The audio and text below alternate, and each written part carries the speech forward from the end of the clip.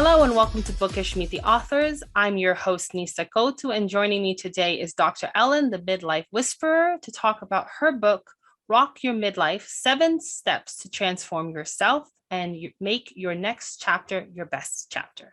Hi, Dr. Ellen. Hi, it's great to be here. Thank you so much for having me on. I'm looking forward to our conversation. Me too, and thank you for joining me today. So why did you write Rock Your Midlife, and who is the book for? Well, I wrote the book for 3 reasons. First of all, midlife needs a ton of rebranding. So, when you put midlife in Google or you put it in thesaurus, what comes up is the wrong side of 40, or it's conjoined with crisis. And I'm here to say that exactly. I'm like right in the middle of midlife, and I am having the time of my life. And so I felt like you get this whole second adulthood where if you weren't happy with the first part, so it's like, we get to 20 and then we've got like our 20s and our 30s, and then we get to our 40s and 50s, you can kind of transform yourself. And because people are living longer, we've got this whole second adulthood that we can have the time of our life. So I wanted to change the branding. My second reason was I have worked with hundreds of women at midlife. I've been working with women at midlife since the beginning of my career about 30 years ago. And I love this demographic, but I can only work with so many people as a coach. So I wanted to take all the wisdom that I've gleaned and really put it into a book for people. And then also I wanted to tell a little bit of my personal story. So I really transformed my own life. I was like on a trajectory that wasn't working for me. All my clients were getting great results. And I wanted to share what I learned myself and tell my story. So those are kind of my 3 reasons. And the book is really, it's funny because I was my yoga class last night, and the teacher had gotten a copy of my book, and she was like, I love your book, but it should be like rock life for everybody. It's for women at midlife. But I found that a lot of people, I had interviewed somebody who was in their 20s the other day, a millennial, are finding it useful. I would say if you're at a transitional place in your life, maybe feeling a little stuck, don't really know how to transform. And I think like with COVID, right, we've had this like big stop sign where a lot of us have been like, oh my gosh, who am I? What do I want from my life? The beauty of the book is that you can enter it at any of the 7 steps, which I'm sure we'll talk about it and detail that, and, transform from there. So it's really for anybody who is like, I'm feeling really stuck. I know there's something more for me. I'm not feeling kind of in alignment with what I'm supposed to be doing in my life. I don't know who I'm going to be when I grow up. I'm not as happy as I'd like to be. I'm not as healthy. It'll really help you to do that transformation that you're seeking. Yeah, that makes sense. Because when I was in my 20s, I realized that the career I was on was not the career path for me. And I realized, you know what? Better I have discovered this now than later. I could stay in a career that I don't like, because I realized I have 40 years or more, or roughly, of a career left. Do I want to be stuck in something that I already know I don't like, or do I want to try to find something else? But you're right. So that's that thing of, I think everyone out in the world we live in now, we're also becoming more self-aware of maybe it's time to transition. Maybe it's time for a change. Yeah, and I think with the midlife thing, I think is sometimes realizing that, I'm not on my path, and there is less time in front of me than behind me. And so I'm kind of running out of time. I think when you're in your 20s, you feel like, oh my gosh, I could just be anyone, I could do anything. And then you get to this place and realize maybe I have to like really focus to make those dreams a reality. Yeah. But it's great that you made that transition yourself, that transformation, realized, what, I want a different career. Yeah. And I also I think it's rare, and I think you're right about changing the branding, because what you see in movies and TV shows is not what I actually hear people say about being in their 40s. It's very, very different.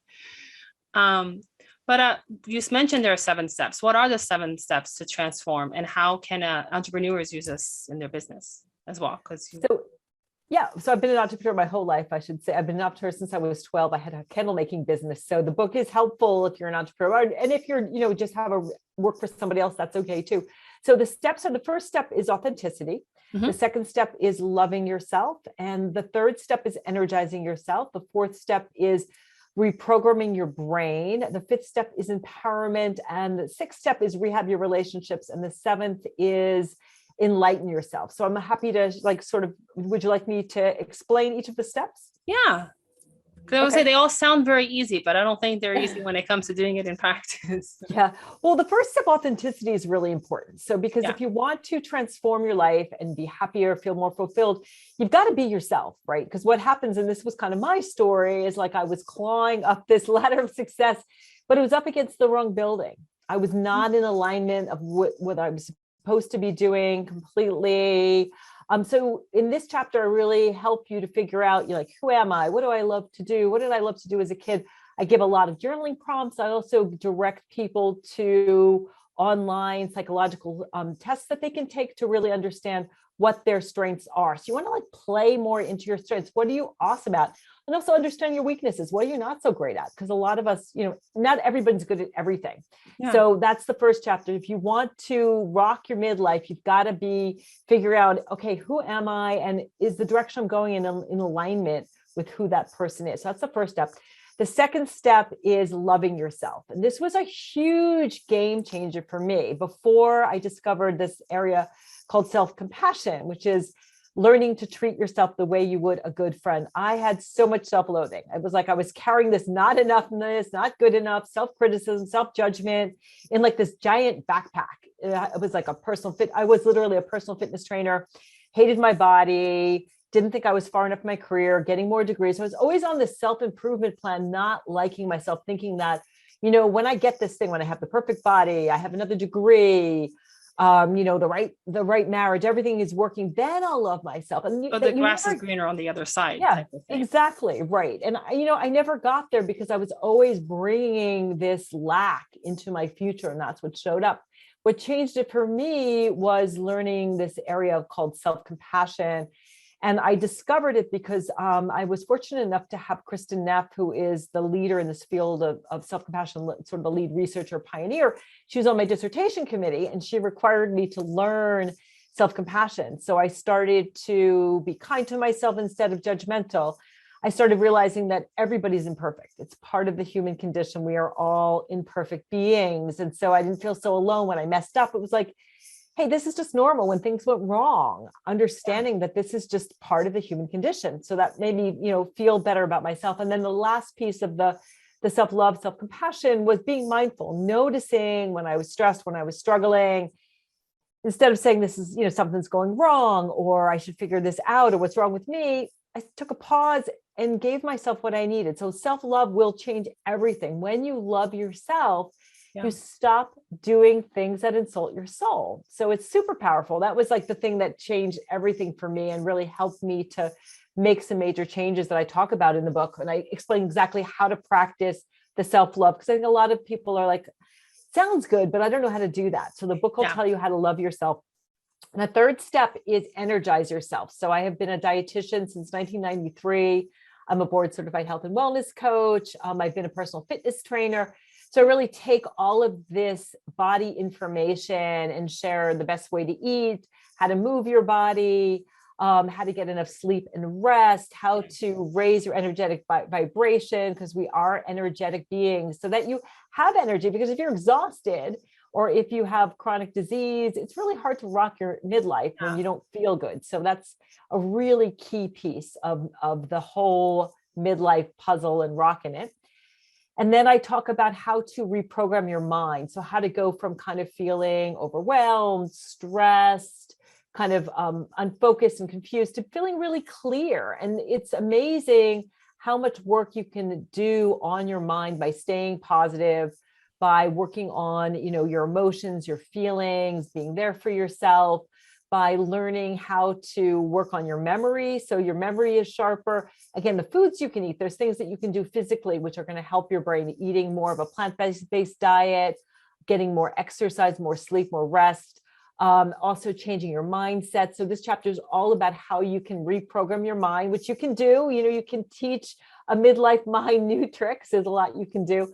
The fifth step is empowerment. So feeling really confident, feeling good in your skin, not looking outside of yourself, like you were sort of saying, the grass is greener, saying when I have that thing, or I'm going to feel good about myself, or looking to someone else for power. I gave my power away for years. So I really talk about how to use that authenticity and really step into your own shoes and feel good about yourself. And also I talk a little bit about the law of attraction. So like attracts like. So like you probably found that in your own career, right? As you put yourself out there, opportunities show up for you. So how do you harness that law of attraction so that you feel empowered, so you feel good about yourself, you feel strong, you feel confident? because I feel like confidence is like one of the leading things that women at midlife want more of, right? They're not feeling as good in their skin, as confident as they'd like, because they're not being authentic. They might be experiencing some imposter syndrome, feeling like, oh my gosh, I'm not, feeling confident in who I am and in my ability. So that chapter is all about getting that empowerment, the confidence. And then we get to step 6, which is rehab your relationships, because what happens is you become that butterfly, right? So you're like, I'm a butterfly, I'm flying around, I'm feeling good, I'm feeling empowered. But the people who are in your life still think you're the caterpillar. Yeah. They don't see the transformation. Yeah. Have you experienced that in your own life? Everything you've said, even I feel like, that's happened. This is part, I'm on that journey now, but it's especially that, that being authentic. One of the things I think that can be a struggle is all of this sure is that you're your toughest critic, right? You're the one who holds yourself back. Being authentic, I think sometimes you're the one who censors yourself more about not wanting to be authentic because someone's going to judge you and and you're the one who censors yourself the most instead of others. So it's always, a lot of it is basically, for me, sounds like, a lot of this, like the mindset, all those things need to be changed because a lot of it is you get in your own way. That's so great. I'm so glad that you're mentioning that. And it's great to hear how you're feeling. So I think that the key piece is, the loving yourself is great, because when you love yourself, you don't care so much what other people think about you. You want to be yourself. You want to do what is in your best interest. And the authenticity thing is so powerful because no one can tell you you're doing it wrong. Like if I'm showing up and I'm being myself, no one can say you're not being the best you. And I posted about this. Also, you're the only other day. Exactly. Yeah. And said, just like, what if you just said, I'm going to be my best self. I'm going to do my best. I'm going to show up as myself. And then you feel confident because no one can be you. There's 7.5 billion people on the planet, but no one can be as you as you. So that's that empowerment. But what happens with the rehab your relationships is that when you show up differently, the people who maybe have known you for decades are going to think like they're going to see you still as the caterpillar. And so in this chapter, I give people specifics. So the first thing is you let that good girl go. I think as women, we're programmed to, be the good girl, to be the people pleaser. I've worked with so many clients to help them to stand up for themselves. And that's where like setting boundaries is the second piece. So setting some boundaries, creating a personal bill of rights of what you stand for. And then the third piece of the rehab your relationships is learning something called nonviolent communication, which is a way to get your needs met, a way to communicate with people so that you will get your needs met. So the relationship piece is hard. And I find a lot of people, the relationship piece can keep them stuck because they think, well, if I change, then this person won't like me, or it's going to rock the boat. I'm going to lose friends. Maybe it'll hurt my marriage. And it kind of gets fear comes up. And fear is the thing that will shut you down in a heartbeat. Yeah. So fear is that negative voice that controls everything, I think. Yep. But what makes it sound to me is like you kind of regress, right? Because it's always that struggle, like when you grow up and people who knew you as a kid always see you as that little kid, and it's hard to break that image, but it's the exact same thing in all stages. It's like they've created this image of you in their mind, and you're forever that person in their mind. So how to change that is hard because I think another big fear would be not the risk challenge would be not to regress right back into that, because that's how they see you. Yeah. And the role piece is really important because when we have this role, let's say, like you were saying with, maybe your parents or your siblings or old friends, we show up as that role and it puts a ceiling on what we can manifest and what we can do. And I think that's the thing in the entrepreneurs who are listening. It's like, if you think I have to be that good girl, well, what's going to happen when you want to, move forward with your business? Like I had to have this conversation with my parents who were kind of like, didn't like a thing that I wanted to do. And like, you don't want to do that. And I'm like, no, I really do. But when it feels so empowering when you come out and you say, no, this is me. This is not, you may feel this way, but this is how I feel. And I think a lot of what we have to do is sit down and have those hard conversations and say, this is who I am now. I really need you to see that. You don't need to necessarily approve of it, but I'm a butterfly now and this is what I do. But it can be really hard, I think, particularly for women, because we've been socialized to be good all the time. So the rehab of relationships is important. We've been told that we have to act a certain way, be a certain way. For example, I think the biggest one is if a man yells and screams that he's being powerful, if a woman does it, no, she's not powerful. She's just complaining. She's whining. She's a bit, whatever it is. Yeah, she's the B word, right? Yeah. So it's completely a different shift. So we're taught that we can't do that. We have to find a more graceful way, a more softer way. We have to, instead of going straight to the point, we have to find different channels of how to make it happen, because we're programmed and taught that women can't do that or women can't be that way. Yeah, and it's true when, and I talk about this study in the book, Rock Your Midlife, about how the words to describe men are like, strong and powerful. Those are good things. For women, it's like, pretty and polite. So and women, don't go for things the way men do because we're taught to be a certain way. And so, but I don't think we have to use the B word, but you need to stand up for ourselves, and we have to stand up for our relationship. And you may lose some people. I know when I shifted and changed, I lost some people in my life. But the thing is, then the universe is going to send you more people in your life who are going to resonate with who you really are. I mean, there's billions of people out there in your life, and you'll find people that you connect with based on who you are now. So that's step 6. And then step 7 is enlighten yourself. So that really is about your spirituality, your relationship with God or spirit, universe, whatever you want to call that. How to really develop a spiritual practice, how to find more passion, meaning, and purpose in your life, figuring out, what am I here for? So that's that 7th step, which really, for me, it's kind of making that switch and feeling like you are a soul having a human experience versus like the soul is something I just do on like the weekends. I go to, temple or church, but really feeling like it's part of my everyday life. And that's, has been a big switch for me of connecting with my spirit, connecting with my soul, helping, connecting with my intuition to help guide me so I can move forward and really be in alignment with what I'm here to do. That's amazing. And I lost my train of thought. I was like, that's all sounds, but I had a thought. What I was going to say is all these steps, they feel like they fuel one another. One helps fuel the other. One helps fuel the other. One helps fuel the other. So you can see how each one connects and helps. How each one is a evolution of the other one in some form or another. And like they're all needed in some way.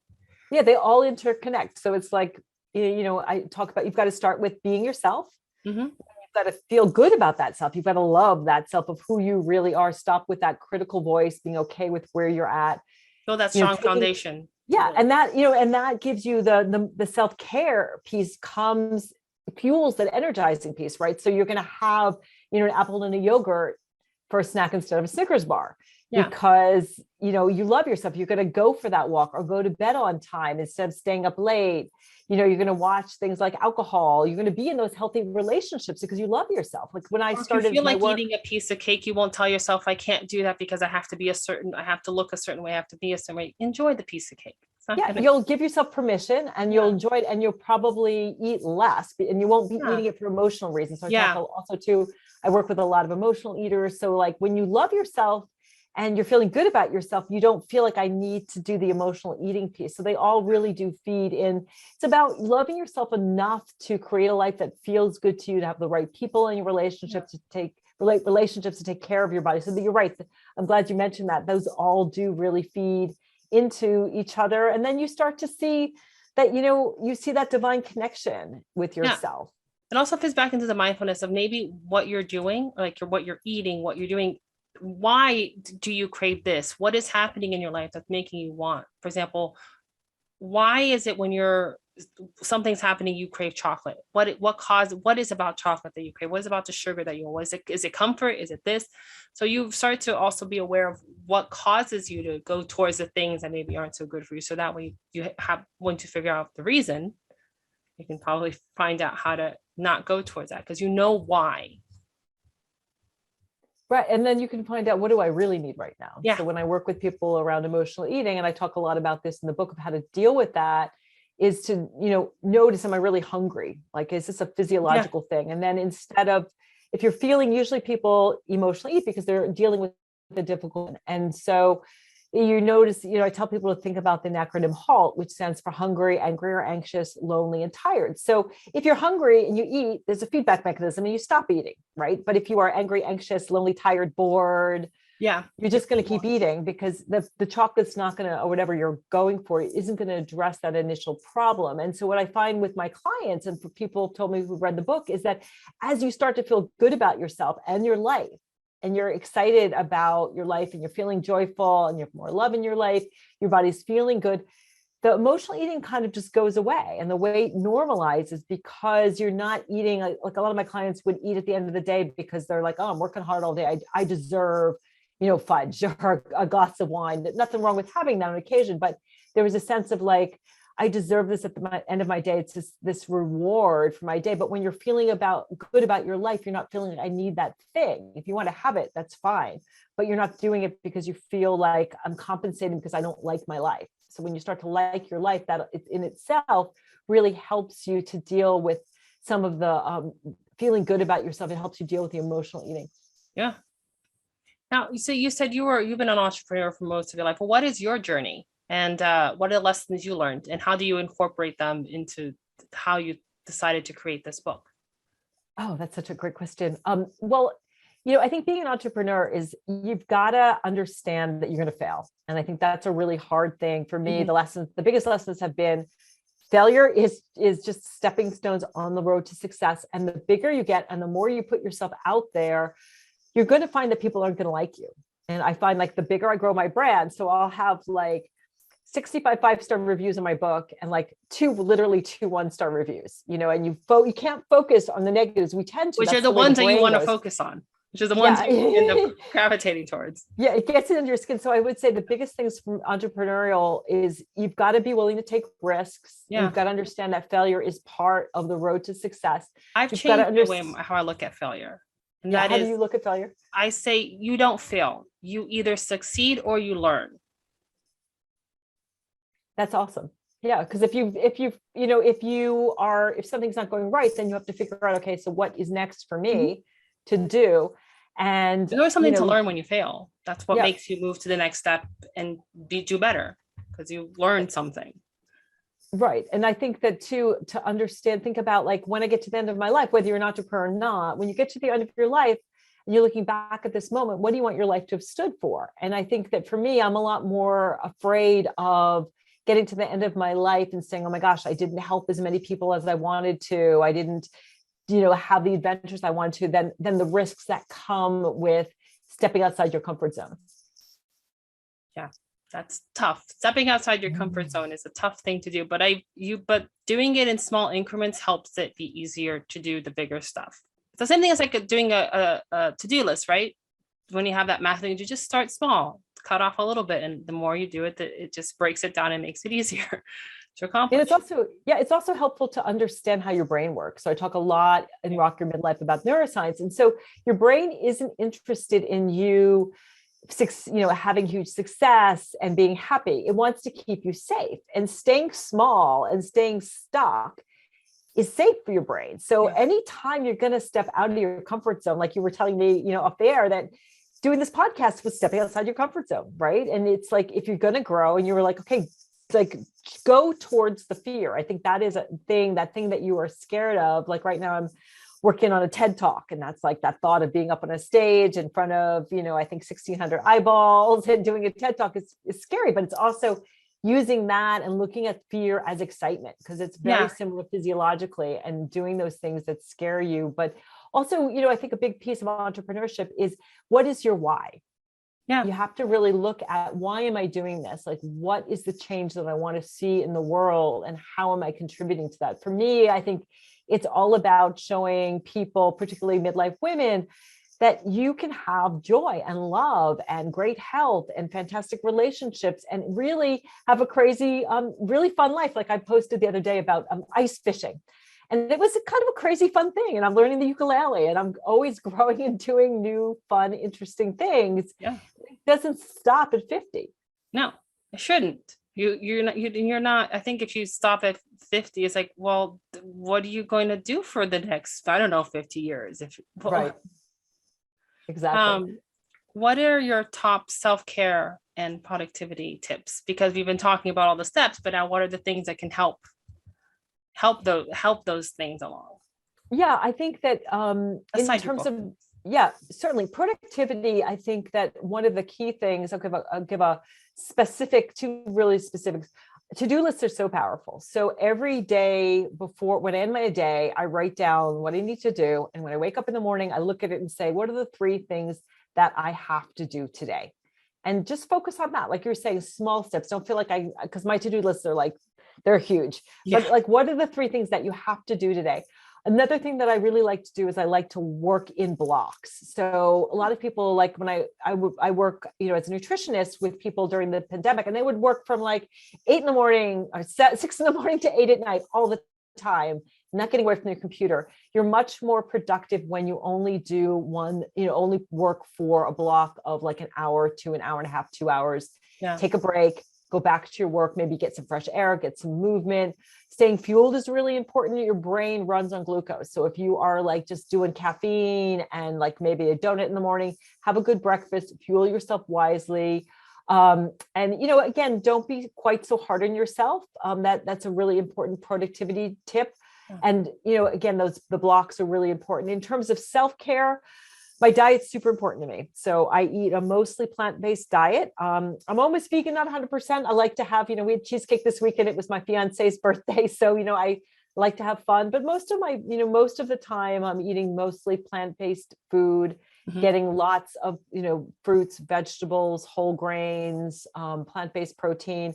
I move my body every day. So I get at least an hour of exercise, usually outside walking, even though I live in Vermont and it is super cold.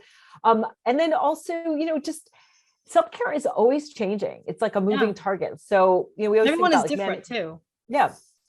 And I think for me, self-care what I'm loving now too is, having some hobbies, things that light you up. Like right now, I'm loving playing ukulele. It's just so fun. It's this sort of silly instrument. Do something that puts a smile on your face. Think about some things you did as a kid, like doing puzzles or coloring or playing an instrument.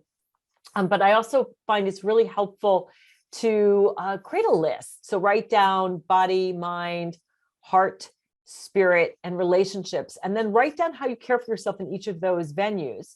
And then when you're feeling like, oh my gosh, I'm feeling a little tired, burnt out, stressed, I'm struggling or suffering, you pull the list out and you think, do you having a cup of tea and listening to music right now would really help me out right now. Calling a friend would really help me out right now. Sitting and coloring would really help me out. So it's sort of like creating a kind of a self-care kit. Sometimes I'll have my clients like have a box or a basket with all their stuff in it that they can just pull it out and give yourself what you need when you need it. Treat yourself the way you would a good friend. Yeah, I think that's a lot of people say treat yourself the way you want to be treated. Like, well, thing is that you're the toughest on yourself. So sometimes you're much kinder and more forgiving of a friend than you are of yourself and your own mistakes. But I noticed I'm more forgiving. Yeah. Yeah. So, I mean, just something to think about. Sometimes it's easier if you find that you are harder on yourself than your friends. When you're going through something, maybe ask yourself, if I had a friend going through this right now, like let's just say you had a problem with a boss. So if my friend came to me and she said, oh my God, I just had this problem with my boss and they put me on notice or they're giving me too much work. And I said, I can't really do this. And they're giving me pushback. What would you say to your friend? Yeah, that's exactly what I've heard that before. And that's something you have to think about. It's like, or I've actually heard someone say, treat yourself like you would a child that's hurt or afraid. Like, how would you talk to that child? Because that automatically makes you automatically want to be more compassionate and kind, right? Yeah, that's really helpful. And know that, self-compassion and that self-love, it doesn't happen overnight, but it's like a muscle. The research really shows that as we practice self-compassion, and I talk about exactly how to do it in the book and give people exercises, but as you treat yourself like a good friend, that muscle grows. Like I don't have that negative self-talk and I don't beat myself up the way that I used to be. I used to be incredibly hard on myself, that total, driven entrepreneurial. I'm still an entrepreneur, but now I'm much more interested in being kind to myself and helping other people and what is fun and lights me up. But you can grow it. And the thing that's cool about self-compassion is it works both ends of the spectrum. So the research shows that it reduces stress, anxiety, and depression, but it also helps to increase well-being, optimism, overall happiness. So resilience, it works both ends of the spectrum. It's super powerful. So you mentioned your book. Now, where can people find your book and you? Yeah, absolutely. So you can find my book on Amazon. So it's just Rock Your Midlife, 7 Steps to Transform Yourself and Make Your Next Chapter Your Best Chapter. And if you want to find me, I am the Midlife Whisperer. So if you just Google either Dr. Ellen Albertson or the Midlife Whisperer, I will pop up. I'm on Instagram. I love Instagram. So I am there, and I am Facebook. I'm Dr. Ellen Albertson. I also have a Facebook group, which is Dr. Ellen's Mastermind. If you get the book, it comes with a journal that you can order that's free. Oh. And you get on my list. And I also have a free gift on my website, which is themidlifewhisperer.com. That'll get you on my list, and you can stay in touch with me, or you can just also email me from my website. So I would love to support you wherever you're at. And if you get the book, I'd love to know what you think. Thank you. So thank you so much for joining me today at Dr. Ellen. It was wonderful having you on the show. And I wish you continued success with your books and your TED Talk that you're going to be doing. Soon to be. And thank you everyone for joining me, and I'll see you next time on Bookish Meet the Authors. Bye-bye for now.